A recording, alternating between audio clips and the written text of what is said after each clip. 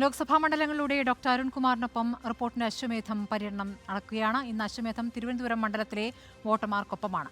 അശ്വമേധ കാഴ്ചകൾ തിരുവനന്തപുരത്തു നിന്നും. അതിനുശേഷം ന്യൂസ് ടുഡേയുമായി വിനീത വേണു. തിരുവനന്തപുരം മണ്ഡലത്തിന്റെ രാഷ്ട്രീയ തുടിപ്പാണ് ഇന്ന് പ്രധാനമായും ഞാനും ജാക്കിയും അന്വേഷിക്കുന്നത്. സ്ഥാനാർത്ഥികൾ നമുക്കൊപ്പം ചേരും. ലോക്സഭാ മണ്ഡലത്തിൽ നിന്നും കിഴക്കേക്കോട്ടയിൽ നിന്നും പത്മനാഭന്റെ സന്നിധിയിൽ നിന്നും വെൽക്കം. അപ്പൊ അഡ്വക്കേറ്റ് ഇടിക്കുള്ള മത്തായി, തിരുവനന്തപുരം മണ്ഡലത്തിന്റെ രാഷ്ട്രീയ ചിത്രം എന്താ? ശശി തരൂരിന് അനുകൂലമാണ്. തരൂരിന് അനുകൂലമാണോ ഇക്കുറി? തീർച്ചയായും ശശി തരൂരിനാണ് ഒരു അനുകൂലമായ ട്രെൻഡ് ഉണ്ടെന്നാണ് അല്ലേ? രാജീവ് ചന്ദ്രശേഖർജി വന്നു കഴിഞ്ഞാൽ നല്ലൊരു വികസനം ഉണ്ടാവും എന്നാണ്. ജനാധിപത്യവും മതേതരത്വവും ജാതിഭേദമില്ലാതെ ജീവിക്കാനുള്ള ഒരു സംവിധാനം നമ്മുടെ രാജ്യത്ത് വരണം. അങ്ങനെ ഒരു ഗവൺമെന്റ് വരണമെന്ന് ആഗ്രഹിക്കുന്ന ഒരാളാണ്. വർഗീയത കൊണ്ട് ഇവിടെ നിലനിൽക്കില്ല. വർഗീയത എല്ലാവരും ജീവിക്കണം. ഇടതുപക്ഷ സ്ഥാനാർത്ഥി പന്ന്യൻ രവീന്ദ്രൻ ജയിക്കണം എന്നുള്ള ഒരു ആഗ്രഹക്കാരനാണ് ഞാൻ. പിന്തുണയ്ക്കുന്നവർക്ക് വ്യക്തമായ രാഷ്ട്രീയ നിലപാടുണ്ട് എന്നുള്ളതാണ് ഈ മണ്ഡലത്തിലെ ഒരു പ്രത്യേകത. മത്സരം യഥാർത്ഥത്തിൽ LDF-ഉം UDF-ഉം തമ്മിലാണോ?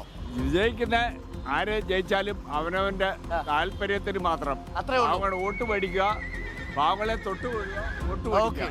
പ്രാവച്ചമ്പലത്തും ശശി തരൂരാണെന്ന് തോന്നുന്നു. ചില സൂചനകളുണ്ട്. നേമം എന്ന് പറയുന്ന പ്രദേശത്ത് BJPക്ക് വളരെയധികം അവർ പ്രതീക്ഷ അർപ്പിക്കുന്ന ഒരു പ്രദേശമാണ് നേമം. ഏറ്റവും കൂടുതൽ പ്രവർത്തകരെ ശയനപ്രദർശനം നടത്തിയിരിക്കുന്ന ഒരു സ്ഥലം ഈ നോർത്ത് ഗേറ്റാണ്. അപ്പോൾ നോർത്ത് ഗേറ്റിനെ നമ്മൾ വിളിക്കുന്നത് സമരഗേറ്റ് എന്നാണ്. ആ സമരഗേറ്റിന് മുന്നിലാണ്. എല്ലാ സമരങ്ങളും തിരക്കുകളും ഒക്കെ ഒഴിഞ്ഞിരിക്കുകയാണ്. തെരഞ്ഞെടുപ്പ് പ്രഖ്യാപിച്ചതുകൊണ്ട് ഒരു 30 പേരടങ്ങുന്ന ഒരു ടീമാണ് തിരുവനന്തപുരത്തെ റിപ്പോർട്ടറിന്റെ ടീം എന്ന് പറയുന്നത്. ഏറ്റവും ശക്തരായ, ഏറ്റവും ചുറുചുറുക്കുള്ള ചെറുപ്പക്കാർ നിൽക്കുന്ന കാര്യമാണ്. എന്ത് കാര്യത്തിലും അടികടിയെങ്കിൽ അടികടി പോയിരിക്കും. തിരുവനന്തപുരം മണ്ഡലത്തിലെ LDF സ്ഥാനാർത്ഥി ശ്രീ പന്ന്യൻ രവീന്ദ്രനാണ്. Welcome sir. വിപ്ലവകാരികളുടെ വേലി എന്തുമാണ്? ഗാന്ധിയെ പോലെ വിശാലമായ വീക്ഷണമുള്ള ഒരാളാണ് ഈ ഇന്ത്യൻ നാഷണൽ കോൺഗ്രസിന്റെ പ്രധാനമായും പറയേണ്ട ഒരു അടിത്തറ.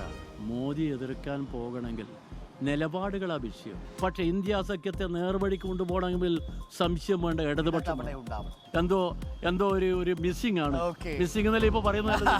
ഞാൻ വാക്കുകൾ വലിയ വാക്ക് ഉപയോഗിക്കുന്നത് നല്ലതല്ലോ.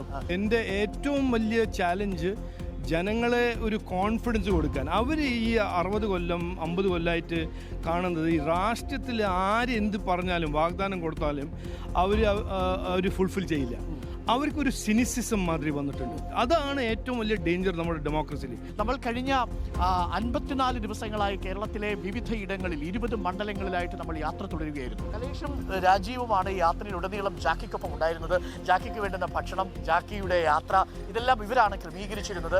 രാജീവാണ് ഈ ജാക്കി നമുക്ക് പരിചയപ്പെടുത്തിയത്. ബീഹാർ സ്വദേശിയാണ് ജാക്കി. പക്ഷേ കേരള രാഷ്ട്രീയത്തെക്കുറിച്ചുള്ള നമ്മളുടെ ചർച്ചകൾക്ക്, സംവാദങ്ങൾക്ക്, അഭിമുഖങ്ങൾക്ക് ഒക്കെ തന്നെ ജാക്കി സാക്ഷ്യം വഹിക്കുന്നത് നമ്മൾ കണ്ടു. അപ്പോൾ ജാക്കിയെ നിങ്ങളും കണ്ടു, നിങ്ങളും ഇഷ്ടപ്പെട്ടു, ജാക്കിയെ നിങ്ങൾ അംഗീകരിച്ചു എന്നറിയുന്നതിൽ വലിയ സന്തോഷമുണ്ട്. പ്രിയപ്പെട്ടവരെ, അപ്പോൾ good bye Jackie and good bye പ്രിയപ്പെട്ട പ്രേക്ഷകരെ. അശ്വമേധം ഇന്നിവിടെ അവസാനിക്കുകയാണ്. അവനും ഗുഡ് ബൈ പറഞ്ഞു. സാധാരണ രീതിയിൽ ഇത്തരം ശബ്ദങ്ങളൊന്നും ഉണ്ടാവാത്തതാണ്. അദ്ദേഹം ഒരു ഗുഡ് ബൈ പറഞ്ഞിട്ടുണ്ട്. So thanks a lot and good by.